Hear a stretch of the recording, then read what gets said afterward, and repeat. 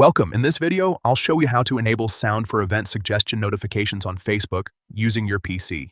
If you've been missing updates about upcoming events or you simply want to make sure you never overlook them again, this quick guide will help you fix that in just a few clicks. First, open your preferred browser and go to the Facebook website. Make sure you're logged into your account so you can access your settings. Once you're on the Facebook homepage, look at the top right corner of your screen. You'll see the notifications icon, which looks like a bell. Click on that icon to open your recent notifications. At the top of the notifications panel, you'll notice 3 small dots. Go ahead and click on those dots to open more options.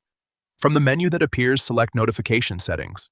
This will take you to a page where you can control how and when Facebook sends you alerts. Now, scroll down through the settings until you find the section labeled Events. Click on it to expand the available options. Inside the event settings, look for the option called Suggestions. This controls notifications about events Facebook thinks you might be interested in. Make sure this option is enabled. If it's turned off, simply switch it on.